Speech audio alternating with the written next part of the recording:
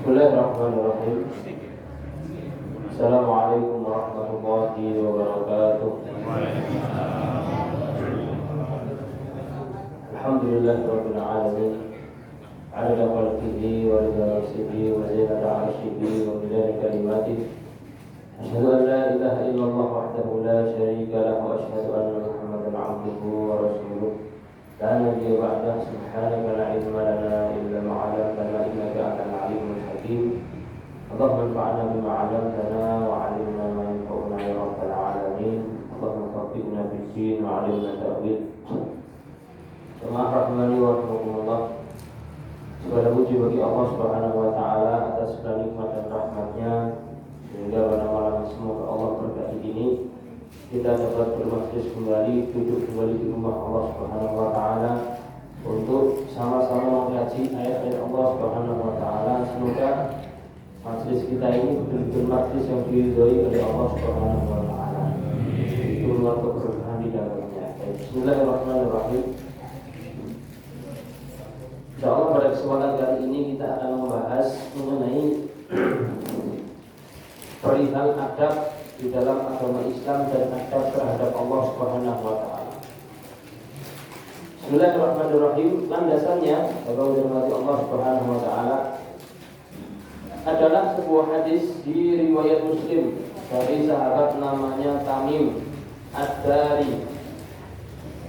Di riwayat Muslim bahwasanya Rasulullah sallallahu alaihi wasallam mengatakan, ad-dinu an-nasihah, agama itu adalah sebuah nasihat. Kalau diartikan nasihat itu nasihat. Cuma sebenarnya artinya adalah agama itu dibangun di atas adab. Nasihat di sini artinya adalah hak-hak yang perlu kita tunaikan ke hal-hal yang disebutkan oleh Rasulullah Sallallahu Alaihi Wasallam.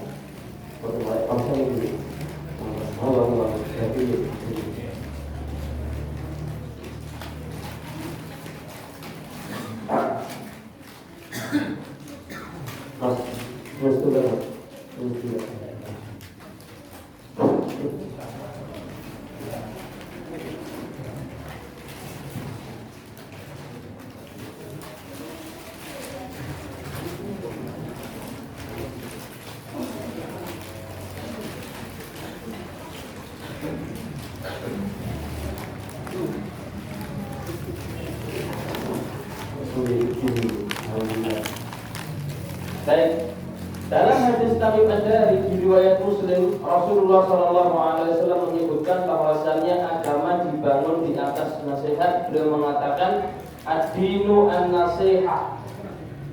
Ad-dinu an-nasihah. Nasihat ini artinya adalah adab, yaitu adalah hak-hak yang perlu kita tunaikan ke 5 hal yang akan disebut oleh Rasulullah Sallallahu Alaihi Wasallam. Sahabat bertanya, kepada siapa wahai Rasulullah? Kepada 5. Yang pertama adalah lillah, kepada Allah Subhanahu wa taala.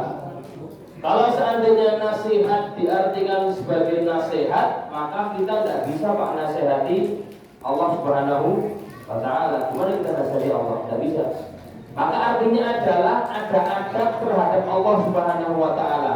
Allah Subhanahu wa taala punya hak-hak yang harus kita tunaikan kepadanya. Yang kedua kata Rasulullah, wali rasulihi, rasul Allah. Yang ketiga, kitab wali kitabihi, kitab Allah. Yang keempat, wali a'immatil muslimin, para pemimpin. Yang kelima adalah orang muslim lainnya, yaitu adalah amatihim. Baik.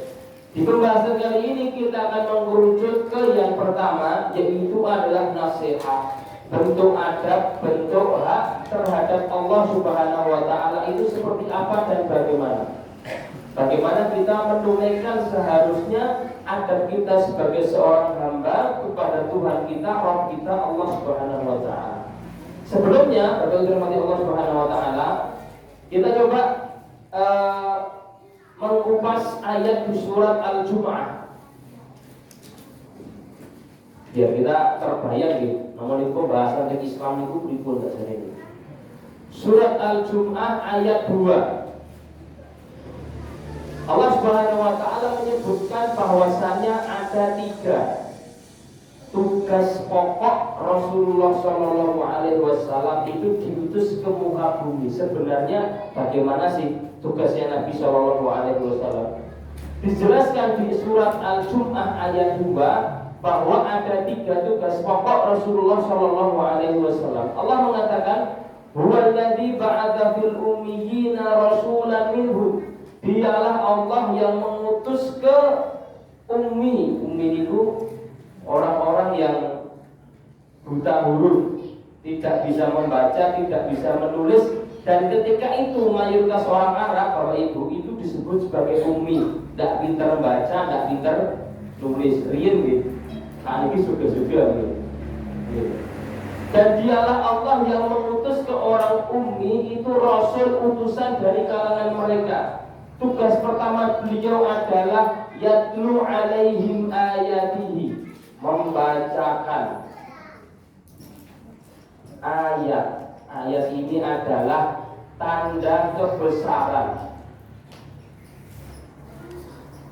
Tanda kebesaran Allah Subhanahu wa taala.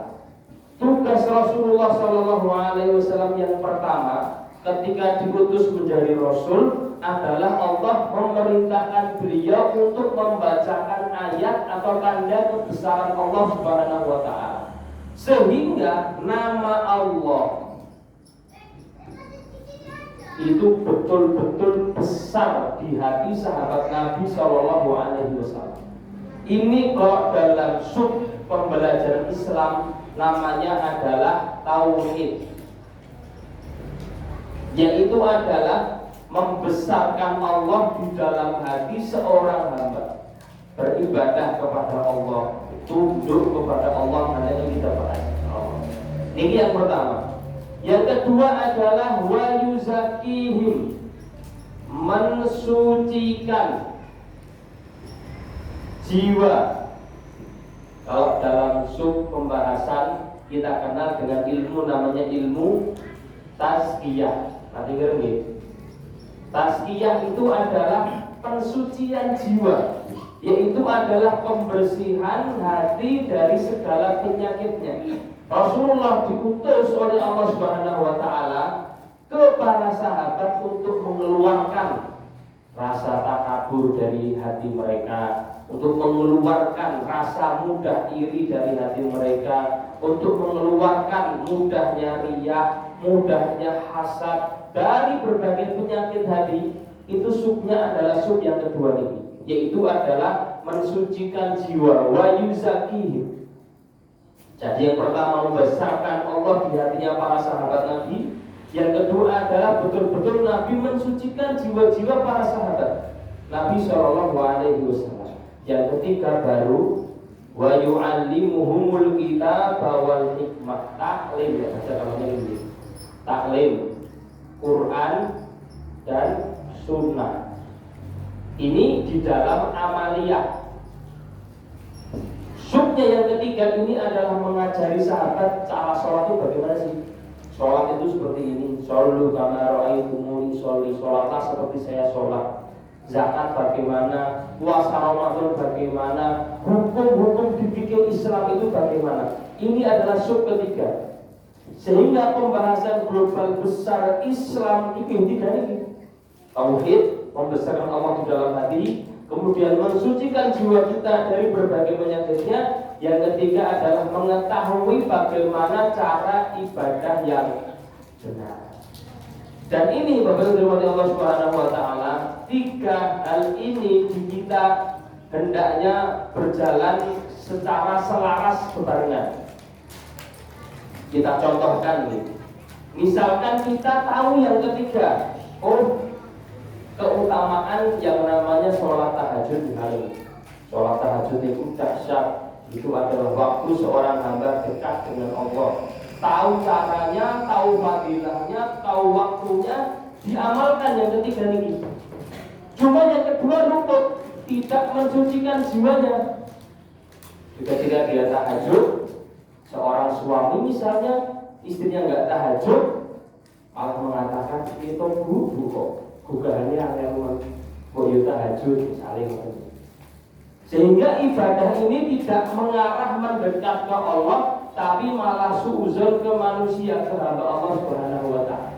Kenapa? Sisi keduanya belum clear, yaitu adalah mensucikan jiwa. Mensucikan jiwa kok tidak dipraktekkan dengan praktek amal yang benar yang diajarkan Nabi, ini tidak baik.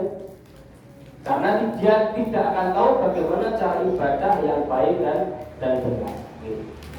Hubungannya antara hadis Tamim Ad-Dari ini yaitu adalah perkara nasihat, yaitu adalah adanya hak Allah Subhanahu wa Ta'ala. Itu sub pembahasan kita adalah di pembahasan yang pertama, bagaimana kita membacakan ayat tanda kebesaran sehingga Allah Subhanahu wa Ta'ala itu betul-betul besar di dalam hati kita. Jadi bagaimana kita beradab dengan Allah sehingga yang kita besarkan di dalam diri kita ini bukan dunia. Yang kita besarkan di dalam diri kita ini bukan makhluk, bukan hamba, tapi Allah Subhanahu wa Ta'ala. Sub pembahasannya adalah pembahasan tauhid. Kalau ini adalah sisi tazkiyah. Tazkiyah itu pensucian jiwa. Kalau ini Pak yang terakhir ini fikih. Tampangannya gitu. Fikih dan Islam itu panjang gitu. Dari fikih itu terbagi jadi 4 Pak. Kita rincikan sini gitu, sebentar gitu. Terbagi menjadi seperempat bagian, 4/4. Satu bagian pertama adalah dari mulai bersuci, wudu niku sampai haji.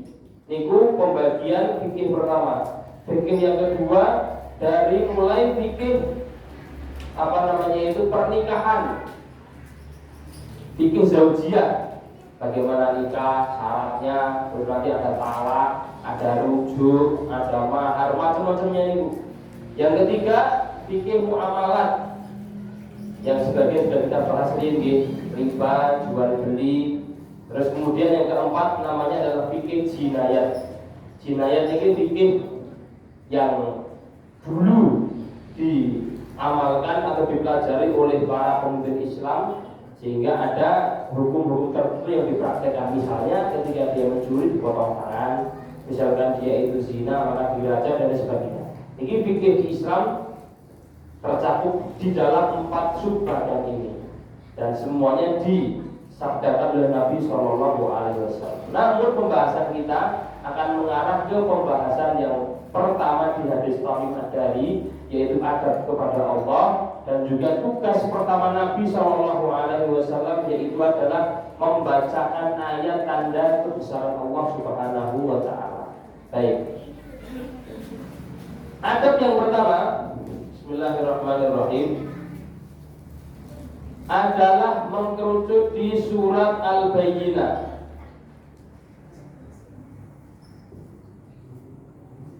Surat Al-Bayyinah ayat 5. Allah mengatakan wa ma umiru illa liya'budullaha mukhlishina lahuddin. Ini adab yang pertama terhadap Allah Subhanahu wa Ta'ala adalah Al-Bayyinah ayat 5, yaitu bahwasannya kita itu tidaklah diperintahkan kecuali hanya untuk menyembah. Apakah menyembah saja? Kata Allah tidak. Liya'budullah, menyembahnya adalah menyembah Allah. Bagaimana caranya? Mukhlishina lahuddin, dengan ikhlas terhadap agama Allah Subhanahu wa Ta'ala. Sehingga adab yang pertama terhadap Allah Subhanahu wa Ta'ala adalah menunjukkan seluruh peribadatan kita, penyembahan kita itu hanya kepada Allah Subhanahu wa Ta'ala. Di dalam kehidupan ini, kalau ada yang namanya ibadah, maka hendaknya kita menujunya ke Allah Subhanahu wa Ta'ala. Secara masuk akal, masuk akal Pak.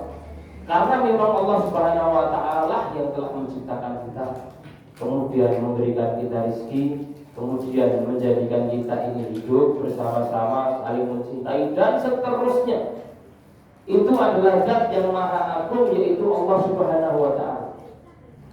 Makanya kemudian Allah ingin menampakkan ke makhluknya itu, kalau seandainya Allah itu maha segalanya, dan mengatakan, apakah kalian itu ikut dalam penciptaan langit dan bumi? Khalaqas samawati wal arda bal la yuqinun. Kalau seandainya ada Tuhan selain Allah itu, kira-kira Tuhan selain Allah itu kira-kira ikut andil, ikut urun enggak ketika menciptakan langit dan bumi? Ikut andil semuanya mungkin nggih.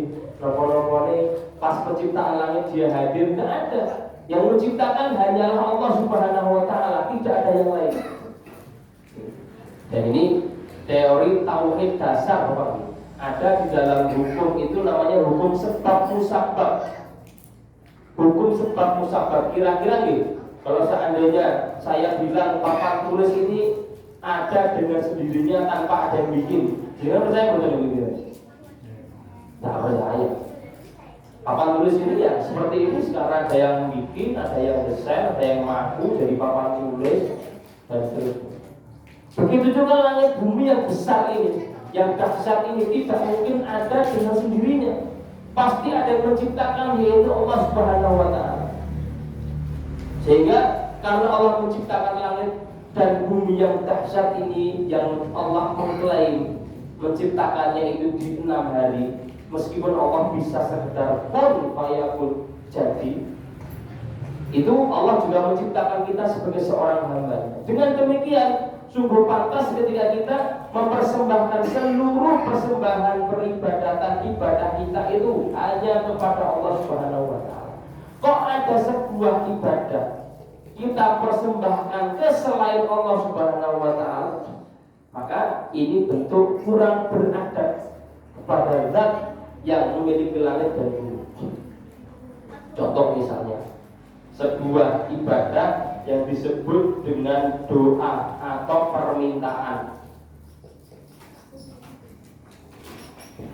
Doa ini ibadah lagi. Nabi mengatakan doa huwal ibadah. Doa itu adalah ibadah. Doa ruhul ibadah. Bahkan doa itu inti dari sebuah ibadah.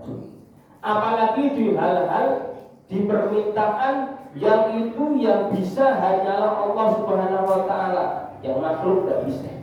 Yang harusnya kita tujukannya ke Allah Subhanahu wa ta'ala. Misalnya masalah rizki, misalnya masalah anak, nomor keturunan dan seterusnya. Itu kan yang bisa memberi hanya Allah.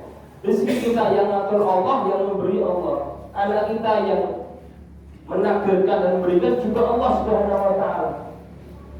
Terus kemudian kita datang ke makhluk, ke manusia, terus kemudian kita meminta rezeki ke manusia tersebut, maka kita sudah tidak beradab dengan baik kepada Allah Subhanahu wa ta'ala. Sing sanjane napa itu? Orang pintar gitu, yang pintar gitu. Padahal dia butuh duit 1.000 gitu. Bagaimana bisa? Rezeki sudah diatur Allah Subhanahu wa ta'ala, kita tinggal ikhtiar dengan cara yang baik, halalan thayyiban. Kok malah kita meminta ke makhluk yang sama-sama tidak memiliki bab rezeki. Kemudian kita juga datang ke orang pintar, manusia datang ke orang pintar karena meminta anak misalnya, padahal yang menakdirkan adanya anak itu hanya yang maha memiliki kehidupan, yaitu Allah Subhanahu wa ta'ala. Sama sekali dia tidak bisa. Jodoh misalnya gitu, kan sanjangin apa itu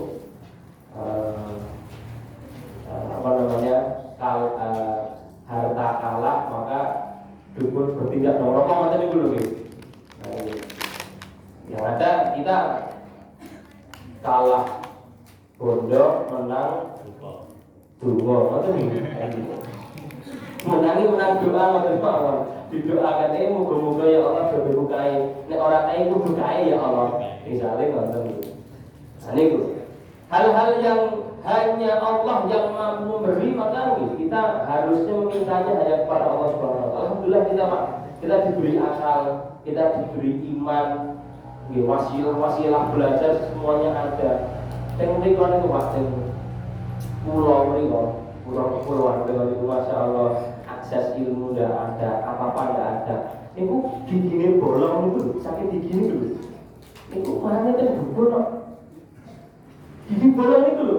Kalau nek datenge ke dukun kita kesembuhan. Lagi cerita niku lah, orang lagi gumur, cerita dan instan gitu, lagi gumur gitu.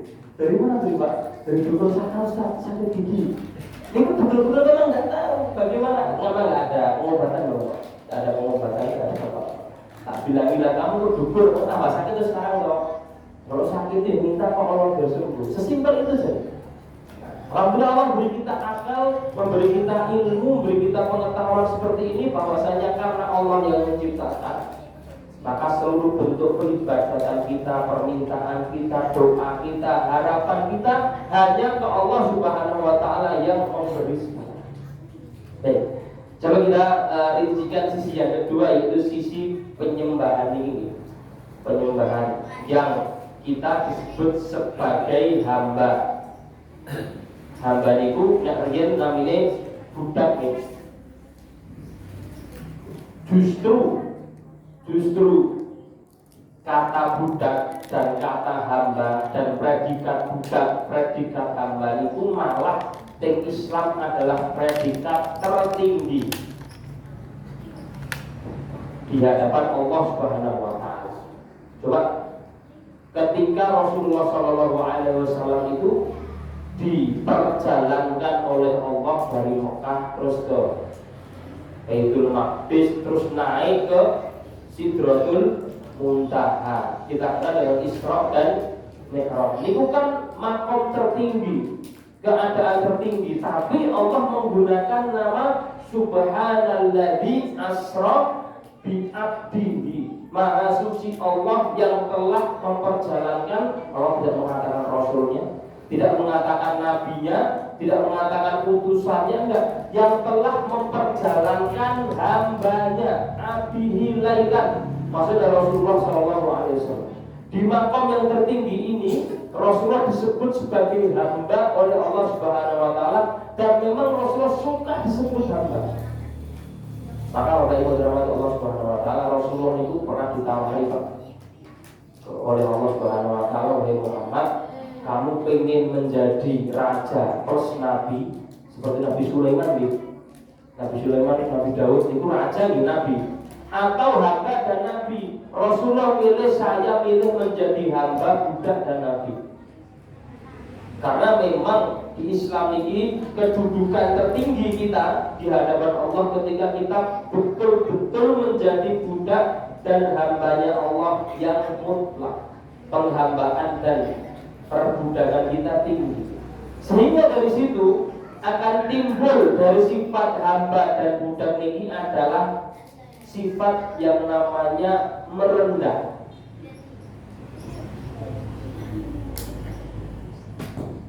Merendahnya di hadapan Allah Subhanahu wa taala. Tanpa kita sadari beberapa Allah Subhanahu wa taala, seluruh bentuk ibadah di Islam itu niku sebenarnya secara zahir, secara lahir niku sudah kita dipaksa merendah ke Allah Subhanahu wa taala. Secara zahir niku. Salat misalnya gitu. Salat ini kan kita ngomongnya gitu. Orang itu buatnya kan ngomongnya itu buatnya kan ngomong gitu. Tapi kenapa kok diharuskan seperti ini? Ini betul nomor merendah, nomor rukuk, nomor sujud, masya Allah. Sujud yang mana isi kepala kita yang isinya ilmu, pengetahuan dan seluruhnya dipaksa oleh Allah Subhanahu wa taala harus lebih rendah daripada tempat maupun di keluarnya kotoran. Gitu. Bahkan di Islam ini kalau seandainya kepala itu ketika sujud gitu, ketika kepala itu sejajar dengan tempat keluarnya kotoran itu tidak sah sujudnya. Sujud ketika Jumatan terlambat di tangga itu, sujudnya ngenten di tangga, kepalanya lebih tinggi, tidak sah. Memang dipaksa oleh Allah Subhanahu wa taala untuk betul-betul merendah secara zahir, secara fisik haji. Kita hanya dibolehkan memakai 2 helai kain. Sekaya apapun kita tidak boleh berjahit. Terus kemudian tidak boleh pakai penutup kepala sama sekali, tidak boleh pakai wangi-wangian gitu. Kan itu apa adanya sebagai manusia, keliling 7 kali, sa'i, sofa, marwah, seperti itu. Itu secara zahir bentuk perendahan. Nah, maka karena secara zahir sudah dipaksa merendah, maka kemudian yang bisa kita arahkan menjadi sempurna adalah kita juga harus merendah secara hati, secara batin. Nah, ini menjadi refleksi muhasabah kita semua nih. Ini apa yang selama ini kita lakukan dari sholat Allahu Akbar. Allah Akbar ini enten, tapi artinya itu terus aku iso, saya paling bisa, ini semua hasilku, saya kuat. Mensaya-sayakan dirinya. Apakah sudah ketika kita Allah Akbar itu betul-betul merendahkan diri kita di hadapan Allah Subhanahu wa taala? Pas ruku kita sudah betul-betul di Allah, saya ini tidak bisa apa-apa, tidak mampu apa-apa. Sehingga masuk dari setelah menyembah, adabnya adalah adab merendah kepada Allah Subhanahu wa taala dengan hati dan juga dengan batin kita di setiap gerak-gerik dan langkah kita. Kita katakan bahwasanya ya Allah, kalau saya sukses maka kesuksesan itu darimu ya Allah. Kita keberhasilan dari kemudahan dari Allah Subhanahu wa taala. Kita bisa ya juga dengan izin Allah. Semuanya itu Pak dikembalikan ke Allah Subhanahu wa taala. Tidak mengembalikan ke kekuatan kita, kepintaran kita, taktik kita, apapun yang kita miliki. Semuanya kita ucapkan itu kemudahan dari Allah Subhanahu wa taala. Andaikan ini sudah sempurna batinnya, maka kemudian akan menimbulkan sifat setelahnya, yaitu adalah namanya adalah al-iftikor. Al-iftikor ini adalah merasa butuh terus ke Allah Subhanahu wa taala. Karena dia sudah merendah, sehingga ketika merasa tidak punya apa-apa. Ketika tidak punya apa-apa, otomatis dia akan merasa ya Allah, saya butuh Engkau ya Allah. Yang dihadirkan di dalam hatinya ketika merasa sulit itu ya Allah. Ketika dia ingin meminta sesuatu yang dihadirkan ya Allah, mudahkan ya Allah dalam pekerjaanku dan seterusnya. Sifat al-iftikar dicontohkan oleh Nabi Shallallahu Alaihi Wasallam. Nabi Shallallahu Alaihi Wasallam itu manusia cerdas, pintar. Namun demikian dengan keberhasilan beliau ini dakwah Mekah Madinah menjadi Islam, seluruh semenanjung Arab tadi itu tunduk di bawah Nabi Muhammad SAW. Beliau masih ngajari kita doa. Di riwayat Abu Dawud Rasulullah mengatakan, Allahumma la takilni ila nafsi tarfata ain. Ya Allah, jangan sampai saya itu merasa berpangku ke kekuatanku sendiri meskipun sekedar kejapan mata. Itu dalam sekali ini. Ini Rasulullah yang saya ini. Rasulullah mengatakan ya Allah, jangan sampai saya ini berpangku ke kekuatanku sendiri. Jangan sampai saya merasa bahwasanya ini loh hasilku, ini loh keberhasilanku, ini loh aku. Meskipun hanya sekejap mata, tarfata ain, meskipun selirik pandangan mata. Padahal kalau kita lihat secara lahir, keberhasilan Nabi itu Masya Allah.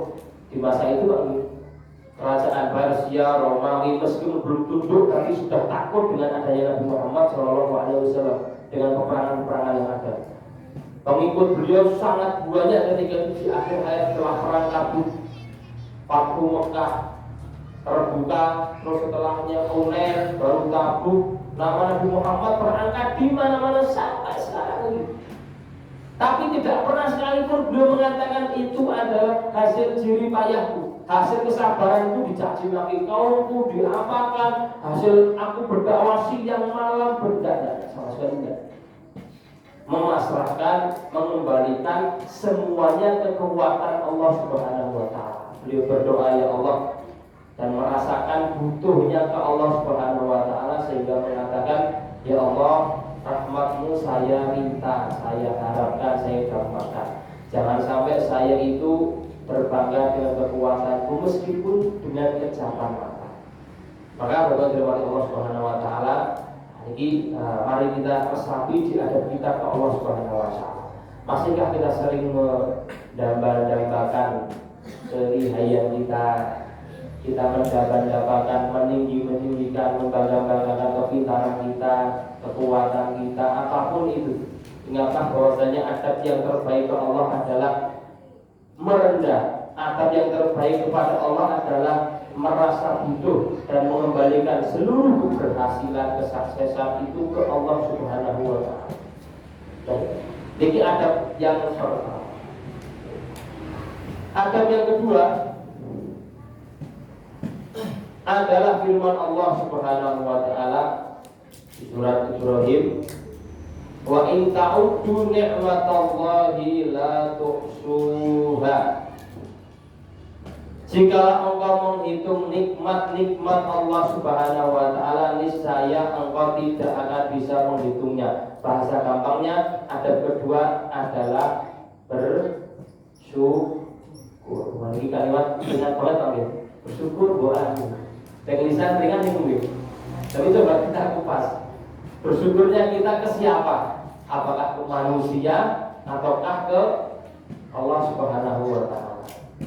Ketika Allah mengatakan wa in ta'uddu, jikalau engkau itu menghitung-hitung nikmat Allah Subhanahu wa taala, niscaya engkau tidak akan mampu menghitungnya atau tidak akan mampu membalasnya dengan ketaatan. Ayat itu ketika turun, kemudian disebutkan sebuah hadis perihal ayat ini, bahwasanya kelak di hari kiamat manusia itu akan diberi oleh Allah Subhanahu wa taala 3 catatan. 3 ini. Jadi hubungannya ini. Bukunya antara 1, 2, 3. Yang pertama adalah amal kebaikannya. Yang kedua adalah dosanya. Tercatat rapi amal kita, tercatat rapi Pak, tidak luput sedikit pun. Dan semoga duduk kita di masjid ini dicatat oleh Allah di amal soleh kita di akhirat ini. Kemudian dosanya, dosa kita pun tercatat rapi tanpa berkurang sedikit pun. Dan yang ketiga adalah nikmat Allah. Di hadis riwayat Al-Bazzar, nikmat Allah, amal kita dan dosa kita. Allah memanggil satu hambanya di riwayat tersebut. Dan hamba itu diperintahkan oleh Allah Subhanahu wa taala, carilah nikmatmu yang paling kecil. Mau misalnya Pak, nikmat yang paling kecil, sehatimu gede ini. Nikmat yang paling kecil ya sadar, kentut maunya ini.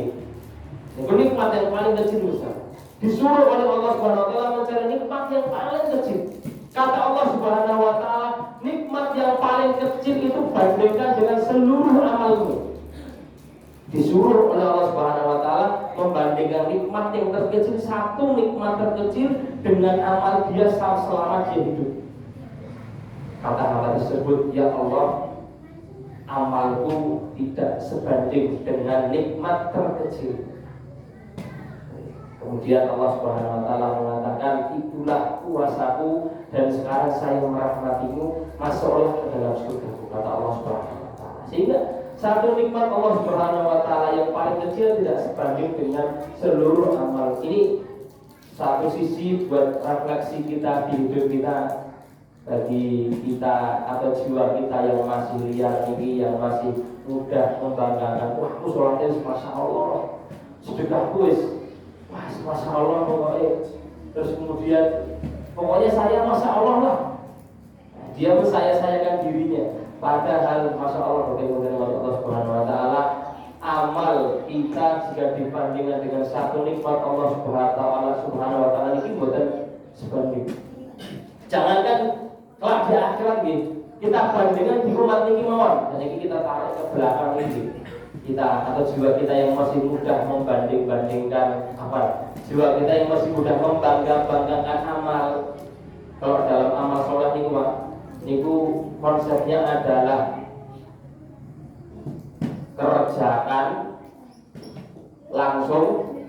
lupakan. Pun kita kalau beramal soleh silahkan kerjakan sebanyak-banyaknya, terus lupakan.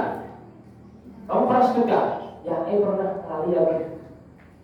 Semoga yang kita lupakan itu kita ngarahnya ke Allah Subhanahu Wa Taala. Tidak harus kita catat, kita hitung-hitung. Aku bisa tahu masa Allah sedekah gini. Takutnya kan nggak diterima sama Allah Subhanahu Wa Taala. Amal kita ini kalau kita bandingkan dengan orang dahulu, Pak, umat terdahulu, orang-orang terdahulu setelah Nabi Shallallahu Alaihi Wasallam, itu sangat jauh juga, masya Allah. Dahulu ada seorang tabi'in, Imam Asy-Sya'bi, mengatakan bahwasanya di masa beliau ini, di umat Nabi Muhammad di masa tabi'in, mengatakan imam kana imamu idza shalla bina bil baqarah khaffaf. Imam kita ini pas Ramadan kok 11 rakaat itu ngimami kita dengan Baqarah. Kita juz nih Pak. Al-Baqarah itu 2,5 juz gitu. Kalau seandainya imam di tarawih itu ngimami kita 2,5 juz, maka imam telah meringankan sholat kita. Menurut mereka sholat 2,5 juz ini ringan. Bulannya ada ini Pak. Masya Allah. 2,5 juz ini. Setengah juz teman-teman. Kesel-kesel gitu. Dan nanti Masya Allah di hari kiamat itu kita dibangkitkannya sama ya Pak. Sama-sama umat Nabi Muhammad. Terus sama nggak sebanding gitu. Terus ya macam-macam lah. Kita mengakui kekurangan kita. Yang bisa kita tinggikan adalah syukur kita ke Allah Subhanahu Wa Taala. Yang kita bisa tinggikan, banggakan adalah syukur kita ke Allah Subhanahu Wa Taala sebagai seorang hamba. Allah Subhanahu Wa Taala sangat senang ketika hambanya itu mensyukuri apapun yang Allah tetapkan, apapun yang Allah berikan kepada kita. Kita kebayang misalnya, syukur angel ya Mas. Waktu angel uripe misalnya banyak masalah. Ya, semua demikian, nggak ada yang tidak. Maka Allah ngasih contoh misalnya di Al-Quran, ada loh manusia meskipun banyak masalah dia masih pintar bersyukur. Cinta misalnya Allah menyebutkan Nabi Allah Subhanahu Wa Taala, Nabi Nuh alaihi salam. Wah ini ujiannya Masya Allah luar biasa. Sama Allah Subhanahu Wa Taala, Nabi Nuh ini digelari di Al-Quran menjadi abdan syakuro, hamba yang syakur, yang pintar bersyukur kepada Allah Subhanahu Wa Taala. Pertanyaannya, Nabi Nuh mau membuat ujian apa ada nikmat yang kurang? Banyak Pak. Nabi Nuh diuji oleh Allah Subhanahu Wa Taala dengan ujian anak dan ujian istri. Padahal beliau dakwah ke kaumnya bertahun-tahun, tidak ada yang ikut. Istrinya juga tidak ikut Nabi Nuh untuk iman sehingga tenggelam. Anaknya yang dia sayangi pun diajak naik ke kapal enggan, mau sa'awi ila jabalun ya'simuni minal ma'. Aku tak mau bunuh Pak. Insya Allah selamat dari apa itu banjir bandang. Mati. Sama Allah ditegur sama Allah Subhanahu Wa Taala, inna laisa min ahli. Anakmu itu bukan keluargamu. Innahu laisa min ahli. Innahu amalun ghairu shalih. Dia telah beramal dengan amal yang tidak saleh, tidak baik dengan ujiannya anak itu. Anak, istri diuji oleh Allah Subhanahu Wa Taala, tapi masih pintar bersyukur. Oleh Allah Subhanahu disebutkan sebagai abdan syakur, hamba yang bersyukur, pintar bersyukur oleh Allah Subhanahu Wa Taala. Maka apapun yang Allah berikan kepada kita ini, kalau seandainya kita merasa kenikmatan gitu, kita bersyukur dengan pertama bersyukurnya ulama menyebut membagi syukur dengan 3 cara.